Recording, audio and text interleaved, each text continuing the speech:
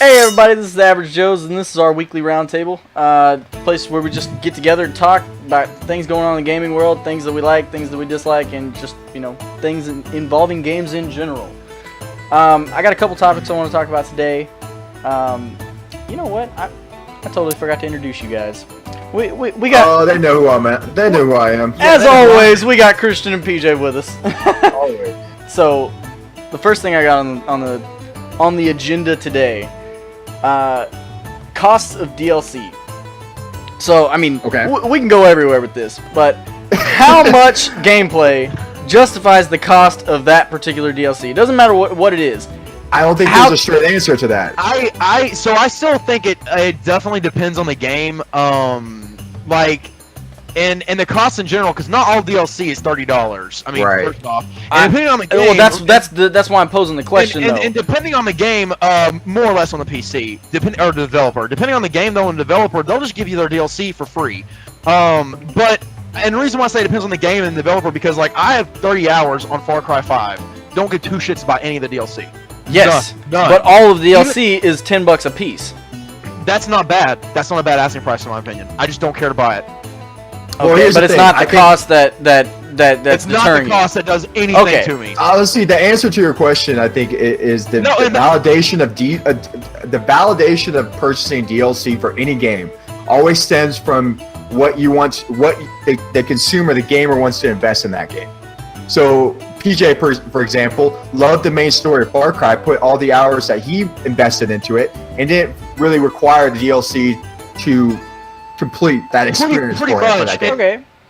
And that's what I was trying. That's what I'm also trying to get at is like to help answer your question on my end is, I think it really, and some of what Christian says, it's more of if you like the game, in my opinion. Right. The cost means nothing, honestly. Yes. Well, I mean, I have to completely disagree with you there. I have to completely disagree with that. Cost means nothing. No, it does. No. I'll counter that. I'll validate that. I want to hear it. If you're having an issue with stretching whatever price point for that DLC for a game, you're not willing to put in or invest as much time into that game already. Now, if it's a game that I actually genuinely like, and you love investing the time and the energy into that game, the cost wouldn't really matter because you're like, I love this game anyway. I want to support the developer. Boom, you got it. Well, see, that's more like fanboy to that game, though. You're like, okay, I love this game. Everything they make, it's gold. But I mean, there's a lot of situations where I'm like, yeah, I like this game a lot, but that DLC is $20 for maybe 10 hours of gameplay, which. And 10 hours so you're not really invested in the game. Yeah, you enjoyed the game. I'm not saying you're not going to enjoy the game, but you're not invested in wanting to build on that experience you already had. Your experience could already be done like PJ did with Far Cry 5. He didn't necessarily see the value of adding or purchasing additional content to basically finish off his experience. Okay, so if you had a game that I don't care what game it is. You tell me, is there? Yeah, I knew that's what you were gonna go with. If The Witcher pumps out any more DLC, you're gonna buy it without pretty much hesitation. Absolutely, because I invested all that content, that's no question. $30, $60, don't matter. I think if you ask anyone in the world, they would tell you yes without question. Absolutely. On The Witcher is fair enough. I would 100%. Right.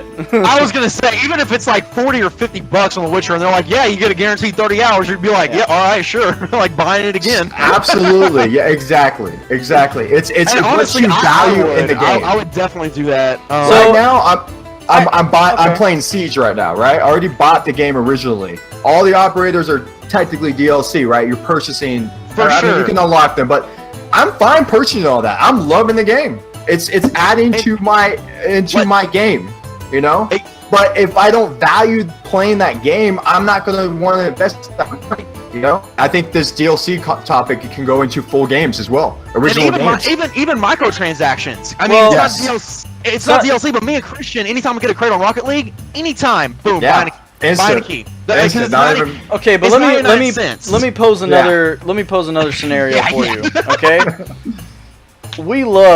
I did. I don't know about y'all.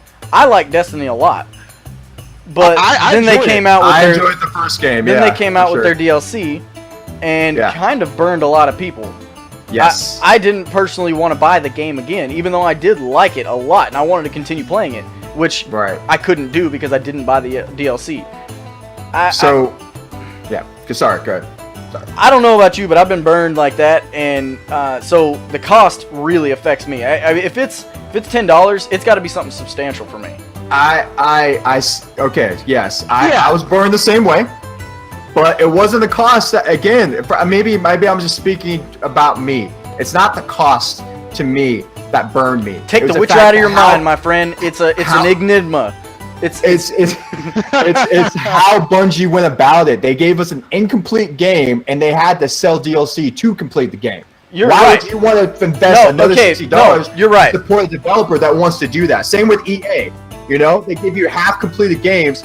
Is there a price point for DLC for how many hours? No, because it should be in the original game. DLC is supposed to add on to that experience. If your original experience isn't enough, then fuck it, walk away. There's no DLC price that's enough, a fair argument, low enough for me to go back to it. That's a fair argument because that's exactly why I didn't buy it. I didn't want to support that kind of behavior. We can all buy the DLC of Destiny, right? I know. I was looking at it. I was like, yeah, I can buy that. But do you want to? Yeah. You know, you felt cheated from the original game. From Bungie of all people. So that's what I was gonna say. In my book, there's no excuse for Bungie's mistake because Bungie has experience in this field. It's not like this is their first game. This is just their first game besides Halo, and it still has Halo's fucking engine. So it's like, what the fuck? Well, they were pretty bad about squeezing you out for some money for them map packs too. Back when Halo was. They were. They kind of went downhill, yeah, for sure. But anyway, let's go ahead and move on. We kind of hit most of everything there. Yeah. Y'all felt a little more passionately about that than I believed. So yeah, I think I went overboard. I'm sorry. It's not the price, you know. I'm all about, you know, I have the money. You brought up good points. Yeah, I mean that's. I think it comes down to having decent developers like CD Projekt Red that gives you an experience already, and then they build on that, and you're willing to give them money. Yep. That's it. Move on. All right, my second thing that I got is exploits. The Witcher! No. Well, The Witcher is in there, actually. What? Exploits? Exploits. So, what I mean that is things that are in the game, not necessarily bugs, but things that they put in the game that people take advantage of to either, you know, increase themselves, sometimes they cheat, blah, blah, blah. Okay, so obviously cheating is bad. We don't condone that. All right? I mean, depends on what game. Right, of course. But because if I can mod it in I'm sure I'll cheat. Well, yeah, mods aren't exactly an exploit though. That's, you know, I mean, some mods do take advantage of exploit. Anyway, what I'm saying is, okay, so obviously cheating's bad, whatever. Should devs take them out if they're not game breaking or they don't make people too good? I think it depends on what they do. So, for instance, I know you're probably referring back to the earliest exploit that I can remember what actually an exploit in a video game is honestly Destiny, where you shoot that little grunt thing. It's an infamous exploit, my friend. You can shoot that little grunt thing inside that cave. Okay. For me, that's the farthest back exploit I can remember. An exploit like that increases any type of skill needs to be taken out. Okay, so I agree. They did. I agree. They took it out. So I have to argue with that a little bit, and only because I actually, I was there on day one for the loot cave. I actually found out about it before I saw the articles about it. I just didn't realize it was a thing. I happened to see people standing in this spot, and there's this cave where these enemies spawn. So they just keep running out, and you just keep fucking laying them out because they spawn so fast that you just basically just keep killing, and then you just decide, all right, I'm gonna go check on my loot, and there's just a wad of loot because you just keep killing so much shit. Exactly. Yeah, that was more of a single player exploit, so yeah, I don't see an issue with that one. It wasn't that big of a deal because it's not like you could get. You couldn't get overpowered things. There was a chance you were gonna get these things anyway, and two, you were just killing stuff. You were just grinding. That's all it was. But they did throw in a comedic fix about it when they took it out. That if you go inside the cave, it'll actually say you can feel the spirits of the whatever the hell or things like that. But okay, let me give you another exploit that got taken out that I don't even know if I agree with. The Witcher devs, they took out an exploit where people would kill a lot of cows, and the cows would drop coins, the money, and people would just basically farm these cows and continue to get all these money, because the cows would spawn back. And so to fix this, they actually left the exploit in the game. To fix this, they threw in, the fiends from the game, the big giant I don't know, like tiger bear things, like a tree thing. They threw a fiend that's spotted like a cow will spawn, and it's called the Great Bovine Protector or something like that, and it will straight up murder you if you try to do it.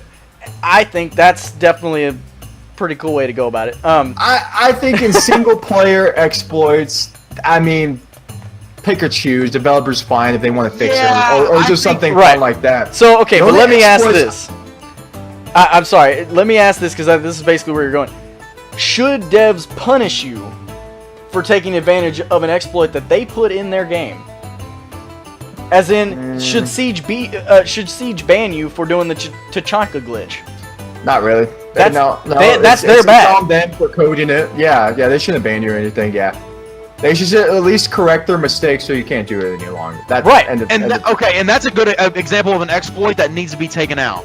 100%, because that's not fair to the other team or anybody or to the other team. That's just not fair. Yeah, I can't personally say because I've tried it. I didn't feel any different, so I don't know if I failed. I don't think it makes any difference either. I tried it, but if everyone sees it but us, I'm sure it's in there. But if it really makes that big of a difference, They just had a couple updates last week, so I'm sure it got a minor patch or something. Or even if you can still do it and you get some speed boost, maybe they reduced it to negative 5%. What was your exploit, bro? Was it Skyrim? Okay, so no. Halo 2. Y'all remember in multiplayer? Oh, the super jumps.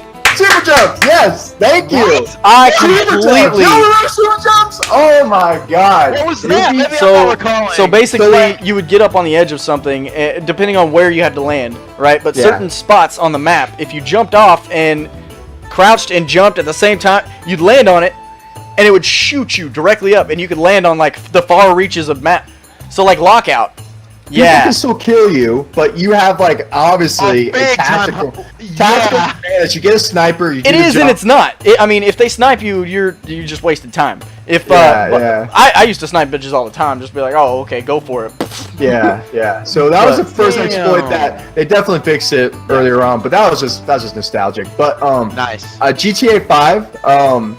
When I played it on the 360, I believe, when online finally came together, people were obviously hacking into the game and getting unlimited money. And this guy just dropped me basically $2 billion in my account. Oh shit! So I got to buy everything, So here's to your point, Austin. They eventually took all that money away, but they did not get rid of any of my stuff that I bought. And I didn't get punished. I didn't get banned because he just sent it to me. Oh, well, good. But, that's what I was gonna say. If you got punished for that, that's kind of bullshit. And it's things like that developers need to fix. They do need to fix that. Yeah. So alrighty. So my last topic, and I actually kind of talked about this with PJ before. I've been seeing it around lately in multiple sources. So they are saying that the potential future for gaming is game streaming. And when I mean streaming, I don't mean streaming on Twitch and watching other people, play games, whatever. I mean a Netflix-like service to where you would, I don't know, say log on and, say for now, for the sake of the argument, that you could play every game on Steam. Okay? So you log on to Steam and you can now play that game without installing it. You are straight up streaming it. Obviously, your internet's going to have to be good. But it makes a lot of sense because all of a sudden the need for powerful hardware is not so much there. You could buy a cheap gaming system and stream something, or stream it from a PC, and again, buying great hardware for that PC, not so important anymore because the server is going to be running the game. You're just playing it. Yeah, you sent me the article today. This is actually the first time I've heard of it. To be quite honest, so I don't have a lot of information about it. Yeah. But from what I've heard, okay, but how do you feel about that? How would you react if that was a thing? Not at all. I think it's a tactic for them to reach lower end devices, like low end laptops to run games and stuff like that. But there's definitely a lot of limitations to what the quality of that game streaming, lagging, internet. There's just too many variables. To be a complete gamer, you want to have a flawless experience.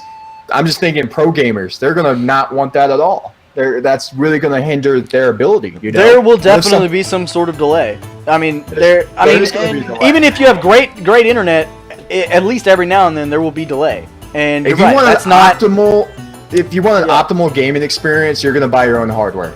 Right. It's just that's people are still going to do that. Plus, consoles are still getting more and more powerful. I don't see and at a price range that most people can afford if they're not going a high-end PC route. You know what I'm saying? I don't see. No, I don't think it's going to be on this. It's not going to be the future of gaming, though. It won't. I see it. I mean, if it's cheaper, it's going to let people. It's going to be accessible for people that want a game with minimal hardware required. I get that, and maybe there is a audience out there that wants that. They want their low-end, budget-friendly laptop that doesn't have a GPU in it, you know, or a dedicated GPU in it, and they just want to be able to play League of Legends at the minimal resolution or whatever. You know? But see, that's the thing.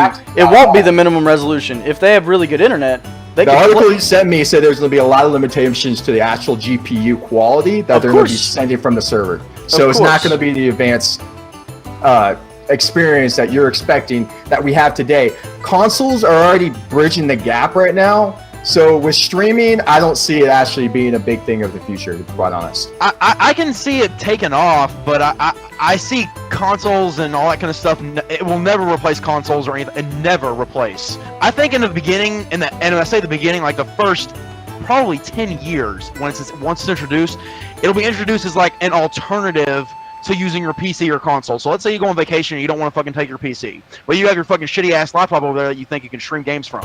If you got it, great, do it. But if your laptop can't support it, because there will be specifications that your laptop's going to have to meet to stream something. Even on Twitch, there's specifications you have to meet. It will be cheaper for hardware in general if everybody can stream. You don't have to use any processing power except for what it takes to run the stream.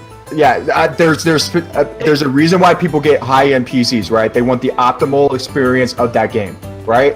So there's always going to be that niche grab no matter what you do. Is not going to overtake that at all. You know, honestly, I will admit I've been a console player for a long time. I'm loving the frame rate increase on the PC. I hate to admit that. It's just so much better. Why would I ever go to a streaming service? I still have to delay that, restrict that, and not give me the same optimal solution for a game that I'm purchasing for the best experience I want. You know what I'm saying? But for a budget-friendly and PJ's experience too, as you just pointed out, what if you're on a vacation and you bring your i3 Dell or something like that? Absolutely, and I don't really care how big my resolution is. That's kind of the whole thought process behind the Switch. It's not the future of gaming, though. It's not going to. I think it's going to be very small, and actually, consoles might just completely eliminate it. Consoles are so affordable and giving you 4K experience. But you're right, Austin. That is the concept behind the Switch. So think of it that way. What if the Switch takes off with handheld gaming in the next 3 years? And Microsoft Switch is already ahead of its time. Yeah, it's only going to get better for the Switch. But see, that's the point. If they have a streaming service to the Switch, that will definitely take off. There's no doubt in my mind. Even if it's not for the core gamers, younger generations will be building up to it. And I don't think it just makes too much sense. Hang on. So I do see both sides. So first off, I know what's going to happen. It's inevitable. Gaming will eventually go to streaming. I mean, devs are already planning to do it. Devs are already trying. I can see it happening too, for sure. It won't go all the way. It will never replace in-home shit. There's no way. Just like I still feel like you might need a fucking console to stream the game. You won't just need a TV. I know they're painting that picture for us, but I think that's still 10 to 15 years away. Yeah, but it wouldn't be much strain on your hardware. It almost doesn't matter what you run. Most phones will be able to run it. It won't be taxing on them at all. It just won't. I hate to say it, mobile. I mean, this is my personal opinion. Mobile phones are not a gaming platform. Yeah, I don't think mobile phones. They're not going to target mobile phones. They'll work with streaming like that, but they're not going to. I mean, they could be in the future, but no one's going to want to put it on the Switch is an Android device No, that's- with, yeah, that's with fine just with a the Switch. controller connected Yeah, to it. the- And they That's have the those difference. 4 That's tablets. the difference. That's the difference. Well, There's They have more those 4 connected- Nintendo's gaming got the- tablets. The Nintendo has the games though, the games that you actually Agreed. want to play, not on the mobile. I don't definitely know. agree with you guys. It's gonna happen because I can see developers wanting to reach out to that smaller audience that doesn't have the capacity to play certain games. I can totally see that happening. Will it replace the gaming that we have? No, because everything else is going up as well. No, you know? but the Is future it of the future games, of gaming, absolutely not. future of gaming doesn't mean that it's going to take over games, though. It could just be another aspect of the It'll be future another- of gaming. Yeah, okay. We're talking about another alternative in the gaming of Yeah, 10 years. it'll be an alternative. What do you do? We'll be living in games. I mean, look, VR will be taken off by now. Why would I want to play a game on my stupid i3 when I can be inside a game? Well, that's Yeah. what I'm hoping for. Is by the time that hopefully the streaming thing, people's like, oh, the streaming thing. Hopefully VR takes off in the next 10 years to where Right. I would like to see it. Exactly. That would be fantastic. There's other options out there for true gamers. People that just want the bare minimum, great. That's another alternative. Oh yeah, 100%. But I still think it's a genius idea, and once it happens, I know it's going to happen, and people's going to love it. I mean, there's Yeah, no we'll see Yeah, where it It's goes. gonna be cool. It'll be interesting to see to know that we came from this.